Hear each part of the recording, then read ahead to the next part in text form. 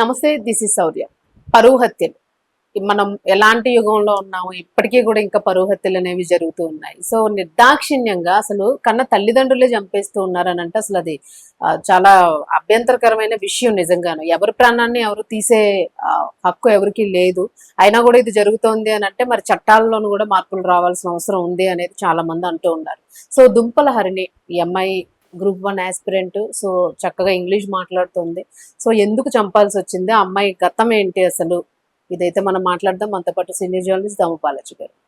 Sir నమస్తే. నమస్తే sir, reason ఏదైనా కావచ్చు, కానీ ఒక మనిషి ప్రాణాన్ని తీసేసే హక్కు అయితే ఎవరికి లేదు అని అనుకుంటూ ఉంటాం. సో ఈ కేసులో నిజంగానే చాలా అత్యంత దారుణమైన సంఘటనగా అనిపిస్తుంది. సో అసలు ఏం జరిగింది ఓవరాల్ గాను? ఒక బాబు కూడా ఉన్నాడని అంటూ ఒక గ్రూప్ 1 ఆఫీసర్ కావాల్సిన అమ్మాయిని అతి దారుణంగా సొంత తల్లి సొంత తాత చంపేశారు. ఆమెకు పెళ్ళైంది. భర్త ఏమో తెలివిగా ఒక ఎలిబి క్రియేట్ చేయడానికి టెక్కలిలో ఒక థియేటర్కి సినిమాకి వెళ్ళాడు. ఇది ఎలా జరిగింది? అందరూ కూడా ఇది నేచురల్ డెత్ అనే అనుకున్నారు. గుండెపోటుతో చనిపోయిందని అందరినీ నమ్మించి ఆ అమ్మాయికి దహన సంస్కారం కూడా చేసేశారు. అయినా కూడా బయటకు వచ్చింది. ఇది ఎలా బయటకు వచ్చింది? ఈ స్టోరీ పెళ్ళైన ఆమె ఆల్రెడీ ఇంకొకరు లవ్లో పడ్డం, ఆ అమ్మాయి గ్రూప్ 1 ఆఫీసర్ కావాలనుకోవడం, పెళ్లి చేసుకున్న అతను ఎవరో కాదు, సాక్షాత్తు సొంత మేనమామ. సో ఇవన్నీ ఈ స్టోరీలో అనేక లేయర్స్ ఉన్నాయి. అనేక విషయాలు, సమాజంలో ఇవాళ పరిస్థితి ఎలా ఉంది, పరువు హత్యల్ని స్త్రీలనే ఎందుకు బలి చేస్తున్నారు అనే దానికి ఇది ఒక లేటెస్ట్ టెక్స్ట్ బుక్ కేసు అంటారు. అంటే దీన్ని పోలీసులకైతే ఒక పాఠంలాగా చెప్పాల్సిన కేసు అనమాట ఇది. అట్లాగే ఇటువంటి ప్రేమించుకునే అమ్మాయిలు ముఖ్యంగా ఎలాంటి జాగ్రత్తలు తీసుకోవాలో కూడా ఈ కేసు నుంచి చాలా నేర్చుకోవచ్చు. అంటే తల్లిదండ్రుల్ని నమ్మేసి వెళ్తారు చాలా మంది. మన తల్లే కదా అని వాళ్ళు కూడా సెంటిమెంట్ లేపి ఏడ్చి, నిన్ను ఎలా పెంచాను, నేను ఎలా కన్నాను, నువ్వు ఒకసారి రా ఇంటికి, నేను చూడాలని, ఇవన్నీ డ్రామాలు ఆడతారు. ఈ దాంట్లో వీళ్ళు పడిపోతారు ట్రాప్లో. సో ఈ కేసుని జాగ్రత్తగా స్టడీ చేస్తే ప్రేమించుకున్న వాళ్ళు కూడా ఎటువంటి జాగ్రత్తలు తీసుకోవాలి. అట్లాగే పోలీసులు కూడా కొంత లోకల్ దీంట్లో పోలీసులు చాలా బాగా చేశారు, ఆంధ్ర పోలీసులు. At the same time local community కానీ లోకల్ పోలీసులు కానీ దీన్ని ఇంకొంత బెటర్గా చేస్తుంటే బాగుండేదేమో అనిపిస్తుంది. ఇది ముందుగా అసలు ఏం జరిగిందో చెప్పుకుందాం. ఈ అమ్మాయి పేరు దుంపల హరిణి, 24 ఏళ్ళు. వీళ్ళది వచ్చి శ్రీకాకుళం జిల్లాలో అక్కడ లింగాల వలస పంచాయతీ, అక్కడ బ్రాహ్మణ తర్ల అనే ఒక గ్రామం. ఈ అమ్మాయికి 18 ఏళ్ళ వయసులో, అంటే 2020లో మేనమామ ఇచ్చి పెళ్లి చేశారు. ఈ అమ్మాయి ఇంటర్మీడియట్ మాత్రం కంప్లీట్ చేసింది. వాళ్ళు ఇంకా మేనమామ సంబంధం దగ్గర మనకి సంబంధం ఉంటే విత్ ఇన్ ద ఫ్యామిలీలోనే ఉంటుంది, ఆస్తులు ఎక్కడికి పోవు, ఇవన్నీ ఉంటాయి కదా, అలాగా పెళ్లి చేస్తారు. ఈ అమ్మాయి కూడా ఆ ఏజ్లో గట్టిగా మేనమామని కాదనలేక ఇంట్లో ప్రజలకి పెళ్లి చేసేసుకుంది. పెళ్లి చేసుకున్నాక అతని పేరు దుంపల దంతేశ్వరరావు, వాళ్ళ అమ్మ పేరు పైలా విజయ్ కుమారి, తాత పేరేమో బలుసాయ. సో వీళ్ళు ముగ్గురు కలిసి చంపారు యాక్చువల్గా ఈ అమ్మాయిని.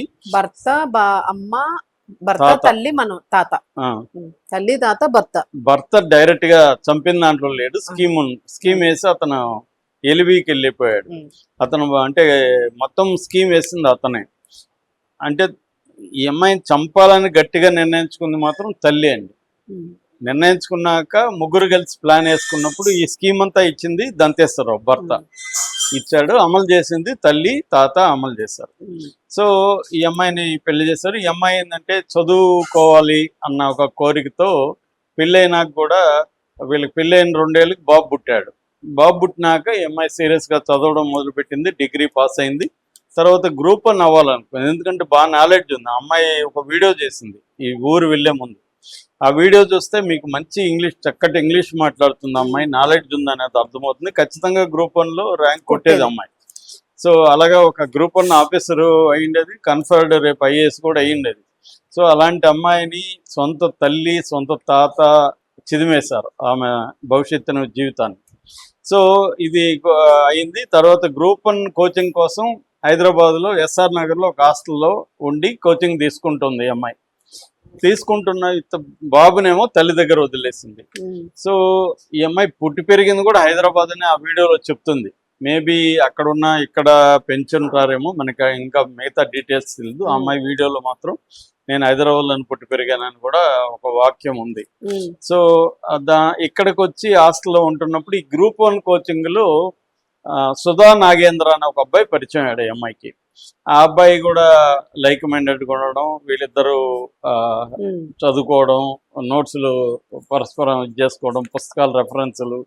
ఎందుకంటే ఎక్కువగా గ్రూప్ 1 ఇవన్నీ ఏంటంటే డిస్కషన్స్ ఎక్కువ ఉంటాయి, ఒకరికొకరు చెప్పుకుంటారు, ఇవన్నీ ఉంటాయి. కాబట్టి అలాగే వీళ్ళిద్దరి మధ్య ఒక ర్యాపో డెవలప్ అయింది. ఎందుకంటే ఈ అమ్మాయికి మేనమామతో పెద్ద ఇంట్రెస్ట్ లేదు, ఏదో మెకానికల్గా అతనితో కాపురం చేసింది, బిడ్డ పుట్టాడు తప్ప వాళ్ళిద్దరి మధ్య ఒక ఎమోషనల్ బాండ్ కానీ ఏమీ లేదు. అది ఈ అమ్మాయికి తనతో ఏర్పడింది, ఎమోషనల్ బాండ్, అండర్స్టాండింగ్ ఇవన్నీ ఉంది. దాంతో ఈ అమ్మాయికి ఏమనిపించిందంటే, మనం ఇతనితో అయితే మన జీవితం బాగుంటుంది, ఇతను గ్రూప్ 1 అయ్యే అవకాశం, నేను గ్రూప్ 1 అవుతాను, ఇలాంటి వాడు ఉంటే మన లైఫ్ బాగుంటుంది, నేను ఇట్లా పెళ్లి చేసుకుంటున్నాను, నాకు విడాకులు కావాలి, నాకు ఆ సంబంధం ముందు నుంచి కూడా ఇష్టం లేదు, మీరు బలవంతం చేశారంటే వాళ్ళు షాక్ అయ్యారు. షాకే ఆబ్వియస్లీ. అంటే ఇట్లా చేస్తుందని వాళ్ళు అనుకోలేదు. వాళ్ళు ఏమంటే అప్పటి వరకు వీళ్ళ కంట్రోల్లో ఉండింది కదా. సో ఇప్పుడు ఈ అమ్మాయి ప్రపంచం మారింది, వైడన్ అయింది, ఎక్స్పోజర్ వచ్చింది.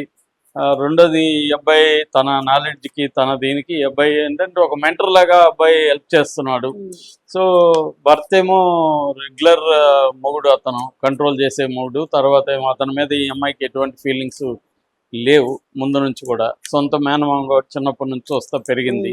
సో అందువల్ల ఈ అమ్మాయి పాయింట్ ఆఫ్ నుంచి ఈ అమ్మాయి కరెక్టే, కానీ వాళ్ళ ఇంట్లో వాళ్ళకి ఏంటి, ఈ అమ్మాయి మన కంట్రోల్లో ఉంది అది అంత అనుకున్నారు, ఇది ఊహించలేదు. దాంతో వాళ్ళు సహజంగానే ఎదురు చెప్పారు, కుదరదు, అలాగే చేస్తావు నువ్వు, అది ఇదని. ఈ అమ్మాయి ఏమో ఆల్రెడీ ఇతనితో లైవ్ ఇన్ రిలేషన్షిప్లోకి వెళ్ళిపోయింది. ఇద్దరు కలిసి ఇక్కడ ఒకే దీంట్లో ఉంటున్నారు, చదువుకోవడం, కలిసి జీవించడం మొదలు పెట్టేశారు. సో ఈ అమ్మాయి ఏంటంటే ఫిక్స్ అయిపోయింది, ఇంకా నేనైతే మా మేనమామతో కాపురం చేయను, నేను ఈ అబ్బాయితో ఉంటాను ఫిక్స్ అయిపోయింది. కానీ ఇప్పుడు వీళ్ళు పెళ్లి చేసుకోవాలంటే విడాకులు కావాలి కదా. సో విడాకులు కావాలి, పైగా కొడుకు అక్కడ ఉన్నాడు, కొడుకు కావాలి.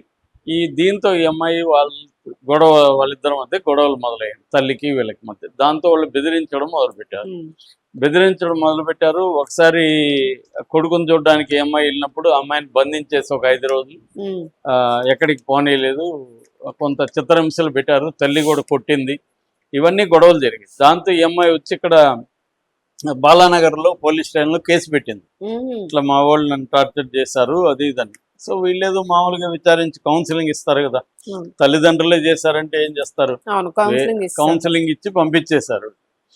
అమ్మాయి మేజరు, అమ్మాయి విడాకులు అడుగుతున్నప్పుడు మీరు ఇవ్వాల్సిందే, అంతేగాని మీరు కొట్టే హక్కు మీకు లేదు, ఇట్లాంటివి చెప్పి ఇంకొకసారి చేస్తే మేము కేసు పెడతాం, అది ఇది అని చెప్పి వాళ్ళని పంపించేశారు. పంపించినాక ఇలా జరుగుతుందండి, 2 ఏళ్ళుగా జరుగుతుంది ఈ గొడవ. జరుగుతుంటే ఇప్పుడు ఏమైందంటే వాళ్ళు తెలివిగా ఒక ప్లాన్ వేసుకున్నారు. అంటే ఈ అమ్మాయి మారదు కాబట్టి మనం ఈ అమ్మాయిని చంపేయాలి, మన పరువు పోతుంది. ఈ అమ్మాయి కానీ ఇప్పుడు నిన్ను వదిలేసి అక్కడికి వెళ్ళి పెళ్లి చేసుకుంటే మన పరువు పోతుంది ఊర్లో అని చెప్పి వాళ్ళు, తల్లి ఏం చేస్తుందంటే చంపేద్దామని డిసైడ్ అయింది కూతురుని. అంటే ఈ 2 ఏళ్ళుగా గొడవల్లో తల్లి కూడా దూరం, మానసికంగా కూడా ఈ అమ్మాయికి దూరం అయిపోయింది. ఈ అమ్మాయి నా పరువు తీసింది కాబట్టి ఈ పిల్ల ఉండకూడదు అని తల్లి డిసైడ్ అయింది. భర్తకి ఎలాగో కోపం ఉంటుంది, తాత కూడా పరువు, తాత ఆయన కూడా తండ్రి టాపిక్ లేదండి, ఉన్నాడు లేదు మనకు తెలియదు, ఇక్కడైతే ఎక్కడ రాలేదు పేరు.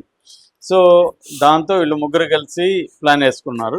ప్లాన్ వేసుకొని ఈ అమ్మాయిని మన ఊర్లో మన ఇంట్లో అయితే చంపడం ఈజీ అని చెప్పి ప్లాన్ వేశారు. అయితే ఎలా రప్పించాలంటే, విడాకులు ఇస్తాము, నువ్వు ఇక్కడ పెద్ద మనుషులతో పంచాయతీ చేయాలి, సో పంచాయతీ చేసి తేల్చేసి నువ్వు వెళ్ళిపో, ఊరికని వెళ్ళిపోతే ఎట్లా, బిడ్డ ఉన్నాడు, ఇవన్నీ తెగాలి కదా, అతను మీ మేనమామ, అవి ఇవేనో చెప్పారు. సో ఈ అమ్మాయి ఏమనుకునింది, సరే ఒకసారి వెళ్ళేసి వచ్చేస్తే విషయం అయిపోతుంది, వచ్చేస్తుంది, మనం ప్రశాంతంగా ఉండొచ్చు అనుకొని అమ్మాయి వెళ్ళి ఎప్పుడు మే 30th బయలుదేరుతున్నప్పుడు అమ్మాయికి ఎక్కడో అనుమానం ఉంది, అందుకని ఒక సెల్ఫీ వీడియో చేసిందండి, పోలీసులను అడ్రస్ చేస్తూ వీడియో చేసింది. ఇలాగా నేను వెళ్తున్నాను, గతంలో కూడా నేను కేసు పెట్టాను, సో ఒకవేళ జూన్ 5 వరకు నా ఫోను స్విచ్ ఆఫ్ అయినా, లేకపోతే నేను రాకపోయినా, నాకేదో జరిగినట్టుగా మీరు భావించి దీని మీద ఎంక్వైరీ చేయండి, నన్ను బంధించే అవకాశం ఉంది, ఇంకొక చేసే అవకాశం ఉంది. చంపుతారనేది అయితే లేదు అనుకోలేదు. దాంట్లో. మేబీ అమ్మాయి కూడా అనుకోకపోయి ఉండొచ్చు, బలవంతంగా బంధించి రానియకుండా చేస్తారేమో అనుకోండొచ్చు. చంపుతారని ఆ అమ్మాయి కూడా ఊహించలేదు. కాకపోతే ఈ వీడియోలో అదైతే చెప్పింది, మీరు పోలీసులే మీరే చూడాలి, మీ మీద నమ్మకంతోనే వెళ్తున్నాను అనేది లాస్ట్ సెంటెన్స్ అండి. పోలీసుల మీద నమ్మకంతోనే నేను వెళ్తున్నాను, నాకేమన్నా అయితే మీరే చూడండి. అంటే ఈ అమ్మాయి చనిపోతారనుకుని ఉంటే అసలు వెళ్ళదు, చంపుతారనే ఐడియా లేదు అమ్మాయి, బంధిస్తారనే ఐడియానే ఉంది అమ్మాయికి. అందుకనే ధైర్యంగా వెళ్ళింది. అంటే తల్లి కానీ వాళ్ళు ఎక్కడా కూడా ఈ అమ్మాయికి చంపుతామన్న యాంగిల్లో వాళ్ళు థ్రెట్ గానీ ఏమి చేయలేదు, అందుకే బిహేవ్ చేయలేదు. వాళ్ళంతా మెలో డ్రామా చేసి ఏడ్చి ఇవన్నీ చేస్తుంటారు. దాంతో ఈ అమ్మాయి నమ్మి వెళ్ళింది. వెళ్ళినాక వాళ్ళు ఏం చేస్తారు, ఈ అమ్మాయి 31st వెళ్ళింది కదా, లేట్ ఎందుకని అదే రోజు చంపేశారు. నైట్ ఈ అమ్మాయి పడుకొని ఉంది. ముందుగానే ప్లాన్ ప్రకారం వీళ్ళ దంతేశ్వరరావు ఏమో టెక్కలిలో ఒక థియేటర్కి వెళ్ళాడు, భవానీ థియేటర్కి సినిమాకి వెళ్ళాడు అదే రోజు. ఎందుకంటే ఎలిబి ఉండాలా, నేను చంపలేదని చెప్పడానికి, దొరికితే ఒకలా అంటే వాడికి ఐడియా ఉంది దొరికే అవకాశం ఉందని. సో అందుకని వెళ్ళాడు అతను. వీళ్ళిద్దరిలో తల్లి కాళ్ళు పట్టుకునింది, తాత రాడ్డు తీసుకొని తల మీద కొట్టాడు. అమ్మాయి ఇంకా పెనుగులాడలేక చనిపోయింది. చనిపోయినాక ఏం చేశారంటే వీళ్ళు ఎప్పుడో నైట్ 10కో ఎంతకు చనిపోతే అర్లీ మార్నింగ్ 2-3 గంటల మధ్య ఈ అమ్మాయిని దహనం చేసేసారు దగ్గర బంధువులకు చెప్పేసి. మరుసటి రోజు ఉంటే ఇదేమన్నా కేసు అవుతుంది ఏమన్నా భయపడి అందరికి చుట్టుపక్కల వాళ్ళకంతా హార్ట్ అటాక్ అని చెప్పారు. ఆ నైట్లో ఎవరు కూడా ఒకవేళ అనుమానాలు వచ్చాయంట వాళ్ళందరికీ, విఆర్ఓకి వీళ్ళందరికీ అనుమానాలు వచ్చాయంట. సరే వీళ్ళేదో వాళ్ళ కూతురు కదా వాళ్ళే చంపుంటారా అనుకోలేదు. ఇదేంది ఇంత హడావిడిగా చేస్తున్నారని మాత్రం వచ్చాయి. అప్పుడే కానీ విఆర్ఓ కానీ వాళ్ళు కానీ పోలీసులకు ఫోన్ చేసి ఇక్కడ అనుమానంగా వీళ్ళు చేస్తున్నారంటే బాడీ దొరుకుండేది.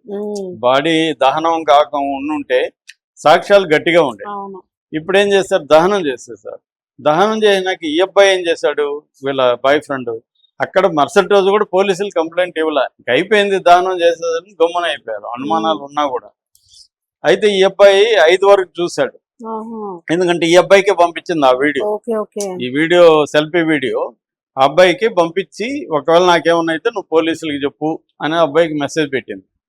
సో కనీసం ఆ అబ్బాయి అయినా ఇంత అనుమానంగా ఉంది పోకుండా ఆపుదాము ఏదో, మరి అబ్బాయి ఎందుకు ఎలా ఆలోచించాడో మనకు తెలుసు. వాళ్ళిద్దరు వెర్షన్, అబ్బాయి వెర్షన్ మనం వినలేదు. ఉండరు అంటే తల్లి మీద అనుమానాలు ఉండవు, బట్టి చంపేస్తారని అనుకోలేదు. సో ఇక్కడే నేను చెప్పదలుచుకుంది ఏంటంటే, మీరు తల్లిదండ్రుల్ని నమ్మకూడదు. ఇట్లాంటి లవ్ మ్యారేజెస్ చేసుకున్నప్పుడు గొడవలు ఉన్నప్పుడు నమ్మి ఇట్లాంటివి వెళ్ళిపోకూడదు. ఇప్పుడు కానీ ఈ అబ్బాయి ఆపున్నా, లేకపోతే మేము మీ ఇంటికి రాము ఇక్కడికే రండి, పోలీసుల సమక్షంలోనే పంచాయతీ చేద్దాం, ఇలాంటి వీళ్ళు కానీ చెప్పుంటే ముందే ఈ చంపుండకపోవచ్చు. వేరే రకం ఏమన్నా చంపుంటారేమో తెలియదు. చాలా సార్లు వీధుల్లో తరిమి కూడా చంపుతున్నారు ఈ మధ్య, లేకపోతే సుపారీ ఇస్తున్నారు. వాళ్ళ పట్టుదల ఎలా ఉన్నా దాన్ని బట్టి చాలా చూస్తున్నా. ఆ మధ్య కూడా సూర్యాపేటలో తరిమి చంపారు. సో కాబట్టి చెప్పలేము. ఏదేమైనా వీళ్ళు జాగ్రత్తలు తీసుకోలేదంటే అనుమానం రాలేదు కాబట్టి. అప్పటికి అమ్మాయి వీడియో చేయడమే ఇప్పుడు కీలకం అనమాట. వీడియో లేకపోతే అది కూడా లేదు. సో వాళ్ళు దహనం చేసేసారు. దహనం చేసినాక 5వ తేదీ వరకు చూశాడు ఈ అబ్బాయి. 6వ తేదీ ఈ అబ్బాయి ఏం చేశాడంటే, శక్తి యాప్ అని ఆంధ్రప్రదేశ్లో ఉంది, మహిళా భద్రత కోసం పెట్టిన యాప్, దాంట్లో కంప్లైంట్ ఇచ్చి ఈ వీడియో దాంట్లో అప్లోడ్ చేశాడు. సో వాళ్ళు మంగళగిరి కంట్రోల్ సెంటర్ ఇమీడియట్ గా రియాక్ట్ అయ్యి శ్రీకాకుళం పోలీసులకి ఇన్ఫార్మ్ చేశారు. వాళ్ళు టెక్కల్ పోలీసులకి చెప్పారు. టెక్కల్ పోలీసులు ఇమీడియట్ గా వాళ్ళ ఊరికి వెళ్ళారు. ఊరికి వెళ్తే అక్కడ విఆర్ఓ వీళ్ళందరూ మాకు కూడా అనుమానాలు ఉన్నాయి, ఇలా జరిగిందని చెప్పారు. ఈ వీడియో ఆల్రెడీ ఉంది ఈ అమ్మాయి. దాంతో వాళ్ళని అడిగితే వాళ్ళు లేదు, ఇట్లా హార్ట్ అటాక్ వచ్చింది ఆ పాపకి, గొడవలు జరిగాయి, ఆ గొడవల్లో గట్టిగా అరిసాము, అప్పుడు అమ్మాయి హార్ట్ అటాక్ వచ్చేసింది, చనిపోయింది, ఇంకా మళ్ళీ గొడవలు అవుతాయి అందరికి తెలుస్తాయని మేము చేసేసాము అని వాళ్ళు చెప్పారు. ఇంకా పోలీసులకి అనుమానం క్లియర్గా వచ్చేసింది కాబట్టి వాళ్ళ ముగ్గురిని తీసుకెళ్లి పోలీస్ స్టేషన్లో కొట్టినప్పుడు ఇంకా అన్ని వాళ్ళు కక్కేశారు అనమాట. ఇలా జరిగింది, మేమే చంపామని కక్కేశారు. సో వీడి ఎలిబి అంతా కూడా పనికిరాదని ఈ పోలీసులు చెప్పేశారు. సో అతని దగ్గర ముగ్గురు దగ్గర కన్ఫెషన్ రిపోర్ట్ రాసుకున్నారు. ఇప్పుడు ఏంటంటే బూడిద ఉంది, ఆ ఎముకలే ఉన్నాయి, వాటిని కూడా FSL కి పంపించారు. అంటే అక్కడ కాకపోతే ఇక్కడ ప్రాబ్లం ఏంటంటే వెపన్ అయితే ఉంది, అవును రాడ్ ఉంది, పుట్టిన రాడ్ రాడ్. మీద వీళ్ళ గుర్తులు ఉన్నాయి. కానీ ఆ అమ్మాయి ఒంటి మీద గాయాలు కానీ వీళ్ళు కొట్టినట్టుగా ఫిజికల్ ఎవిడెన్స్ అయితే లేదు. అవును. ఓన్లీ సర్కమ్స్టాన్షియల్ ఎవిడెన్స్ ఉంది, ఉమ్. డిజిటల్ ఎవిడెన్స్ ఉంది. దాంట్లో వాళ్ళు- కూడా ఆ అమ్మాయి నన్ను చంపుతారనేది చెప్పట్లేదు. అవును కాబట్టి రేపొద్దున పవర్ఫుల్ లాయర్లను పెట్టుకున్నారు అనుకోండి, వాళ్ళు ఆ అమ్మాయి చంపలేదని చెప్తారు. అవును చంపినట్టుగా ప్రూవ్ చేయడానికి పోలీసుల దగ్గర అవును. కాంక్రీట్ ఆధారాలు లేవు. కానీ సర్కమ్స్టాన్స్ మరి వీళ్ళు ఒప్పుకున్నారు కదా సార్, కొట్టి వాళ్ళు ఒప్పుకునేది ఒప్పించారంటారా? పోలీస్ స్టేషన్ లో ఒప్పుకుంటే చెల్లదు. కోర్టులో రేపు మమ్మల్ని వాళ్ళు బలవంతంగా చేశారు, మా కూతురు నేను ఎందుకు చంపుతాను, మేము విడాకులు ఇచ్చేద్దామని పిలిచాము అని వాళ్ళు టైం వేస్టింగ్ ఈ కేసులోనే అని అంతే చెప్తారు. కదా సార్? యువతల Time waste ఈ అయిపోతుంది. నాగేంద్ర తను ప్రేమించిన అమ్మాయి పోయినాక అవును ఇతను ఫైట్ చేస్తాడా? అవును. చేయడు. అందరూ కాలయాపననే అనుకుంటారు, వేస్టింగ్ కాలం ఇప్పుడు ఇంకే మనం ఎక్కడ చేస్తాంలే అనుకుంటారు. సో వాళ్ళు అక్కడ మేనేజ్ చేసుకున్నారు అనుకోండి, విఆర్ఓలకి వాళ్ళకి వీళ్ళకి అంత డబ్బులు పెట్టి మేనేజ్ చేసుకొని మంచి అడ్వకేట్లు పెట్టుకున్నారు అనుకోండి, కష్టమే. అంటే పోలీసులు సీరియస్ గా గట్టిగా ట్రై చేసి పట్టుదలగా చేస్తే అవుతాయండి. కానీ ఇట్లాంటి పరువు హత్యలు అంతా కూడా వాళ్ళకి బలం ఉంటుంది, విక్టిమ్స్ వీక్ గా ఉంటారు. సో విక్టిమ్స్ ఫైట్ చేయలేనప్పుడు, విక్టిమ్స్ డబ్బులు ఖర్చు పెట్టనప్పుడు, డబ్బులు కూడా ఖర్చు పెట్టాలి. ఒట్టి ఫైట్ అంటే మామూలు ఫైట్ సరిపోదు, డబ్బులు పెట్టాలి, వ్యవస్థలను మేనేజ్ చేయాలి, ఇవన్నీ చేయాలి. ఇవన్నీ విక్టిమ్స్ కూడా దృఢంగా నిలబడాలి. అక్కడ ఎవరైనా సిన్సియర్ పోలీస్ ఉండి, సిన్సియర్ రేపు పబ్లిక్ ప్రాసిక్యూటర్ సిన్సియర్గా ఉండి ఇవన్నీ ఉంటే కొంతవరకు చెప్పలేం. అదర్వైజ్ ఏంటంటే ప్రూవ్ చేయాలి. కాబట్టి డీటెయిల్ దీంట్లో ఇదొకటైతే పనికొస్తుంది. ఈ అమ్మాయికి ముందే అనుమానం ఉంది, ఇవన్నీ కూడా సర్కమ్స్టాన్షియల్గా కేసుని ఎస్టాబ్లిష్ చేయడానికి. కానీ బెనిఫిట్ ఆఫ్ డౌట్ కింద రేపొద్దున వదిలేయచ్చు. కాబట్టి ఈ కేసు నిలబడుతుందా అనేది చూడాలి. నిలబడితే మాత్రం గ్రేట్. కానీ ఇక్కడైతే అభినందించాల్సిన శక్తి యాప్ బాగా పనిచేసింది, అబ్బాయి కూడా మంగళగిరి పోలీసులు బాగా పనిచేశారు, ఈ అబ్బాయి కూడా పనిచేస్తారు. కాకపోతే ఏంటంటే దీంట్లో నేర్చుకోవాల్సింది ఏంటంటే ఇట్లాంటి లవ్ లో ఉన్న వాళ్ళు డోంట్ బిలీవ్ ఎనీబడి, ఎవరి మీద నమ్మకంతో మీరు సేఫ్టీ చూసుకోండి. ఆ మధ్య కూడా ఇలాగే ఒక పంచాయతీ నా కానీ దగ్గర. ఇందులో ఏంటంటే సార్, ఒక అంటే అది మనం అంటే అలాంటి సంబంధం మీరు ఎంకరేజ్ చేస్తారా అని అంటే కాదు, అది వాళ్ళ ఇష్టం అండి. ఓపెన్ గా చెప్పారు, ఇది కరెక్ట్ గా సంబంధం ఉన్నారు అనేది ఇప్పుడు ఏదో ఒక దొంగతనం చేయకుండా. ఇష్టం లేని బంధంలో అవును. బలవంతంగా Clear గా ఇరుక్కుపోవాలని ఉన్నారు చెప్పే ఇద్దరు. హక్కు ఎవరికి ఉందండి? అవును. ఆ అమ్మాయి ఇష్టపూర్వకంగా పెళ్లి చేసుకోలేదు, పెళ్లి చేసేసారు 18 ఏళ్లలో. సో ఇప్పుడు ఆ అమ్మాయిని జీవితాంతం నువ్వు అతనితో కాపురం చేయమని చెప్పే హక్కు ఎవరికి? అది దుర్మార్గం కదా. ఆ అమ్మాయికి నిర్ణయించుకునే హక్కు ఉంది. వాళ్ళకి ఇష్టం లేకపోతే వాళ్ళు వదిలేయాలి, అంత తప్ప వాళ్ళు చంపే హక్కు వాళ్ళకి ఏముంది? అవును. లీగల్ గా లేదు, సామాజికంగా లేదు. సో ఇప్పుడు ఈ అమ్మాయి జీవితం నాశనం చేశారు. ఇప్పుడు ఆ బాబు పరిస్థితి ఏంటి ఒకసారి ఆలోచించండి. 4 ఏళ్ళ ఆయనదే ఉంది సార్, ఇంకో పెళ్లి చేసుకుంటాడు, అదే అతనిది ప్రాబ్లం లేదు. ఇప్పుడు లేదంటే బాబుని ఇంకేదైనా ఎలా చేయబోతారు అనేది అదొక పెద్ద పిల్లాడు అనాథ. అబ్బాయికి ట్రామా ఉంటది. సో ఇలాగే ఏంటంటే ఇట్లాంటి పెళ్లిళ్ళు చేసుకునే వాళ్ళు అమాయకంగా ప్రేమించేసి రొమాంటిక్ గా ఫీల్ అవడం కాకుండా